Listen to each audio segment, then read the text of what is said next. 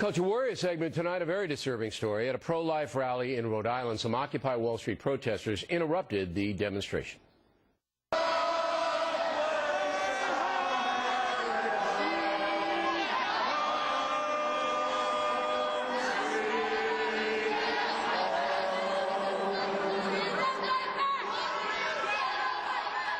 In addition to that, the occupiers threw condoms at Catholic schoolgirls and shouted down a Catholic priest who was trying to lead a prayer.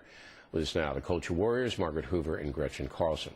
All right, Carlson, so this story is underreported on a national level because, of course, it makes the Occupy Wall Street people look terrible. So about 24, I understand, show up in Providence, Rhode Island, right? They're having a pro-life rally. And in a pro-life rally, they sing patriotic songs. And you heard one that was interrupted, and they say some prayers. They have a vigil.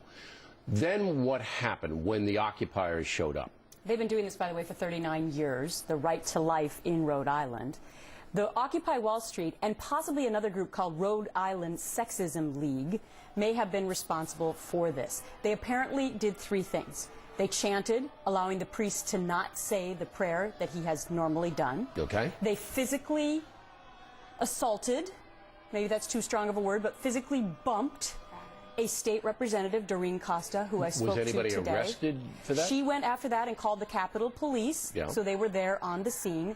And the third thing they did, according to her quote, they threw condoms up in the air from the balcony, of which some of them came down on these high school girls. They were not in Catholic uniform, but they were announced before the rally started as being from a religious school. And they had a sign that said LaSalle Academy. So you knew they were from the pro-life club at LaSalle Academy. And they threw condoms down from the balcony. And they threw condoms on them. Hey, look.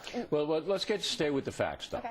Anybody arrested that we know of? No one was arrested. No one arrested. No one was hurt except for this representative was hit in the head with one of the signs.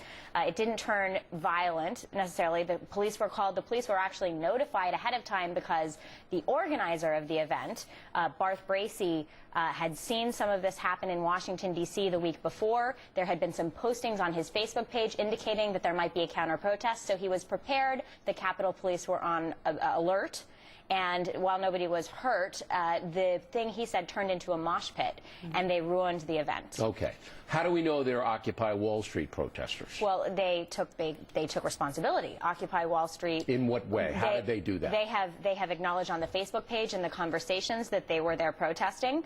The irony of all of this is that the Occupy Providence crowd has actually just asked the city of Providence for a homeless shelter during the day, which the city couldn't provide, so the Catholic Church provided it. So the Catholic Church is actually sheltering these nitwits, all right, and then they go out meeting their demands. And we don't know. We never heard back as far as a statement from the Rhode Island Sexism League to see if they I don't care about the Rhode Island involved. Sexism League. They were but I do care about the Occupy Wall Street people because, again, what we said very early on is it's not an economic protest. That's not what Occupy Wall Street really is. This is a far-left social movement designed to attack people with whom they disagree, and the pro-life movement is target number one. And here's some of the things that their signs said. Go ahead. That these high school girls were then having to look at. Check your ovaries at the door. Abortion doctors are my heroes, with a picture of Jesus on the poster. And then some signs that I can't even really say on live national television. Here's the best part, though. I mean, we're all trying to figure out what the Occupy Wall Street movement stands for. We know they're against being pro-life, but you know what happened the week before? Planned Parenthood rally in the same rotunda.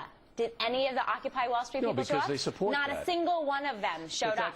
But to support Planned Parenthood rally, they didn't show up even to support it. No, Occupy Wall Street isn't in support of anything. They don't like Barack Obama. All right, they don't like anything. They're really fringe, far-left kooks. But let me give you an interesting stat. So they say that they represent the 99% But they in America. don't. They don't represent anybody. But here's the thing. The latest polls show that 50% of Americans are actually against abortion. It's abortion, right? Yes, right. So those numbers don't add up if they're representing the 99%. Right. So the reason we do these reports, ladies and gentlemen, is to show you that what we said in the very beginning is absolutely true. It has nothing to do with economics. It's a far-left anarchist movement that attacks people with whom they disagree. Ladies, good work. Thank you very much. We appreciate it. And we're sorry for the LaSalle girls up there in Rhode Island. We're very, very sorry you had to go through that. But it's part of the process in this country. So there you go.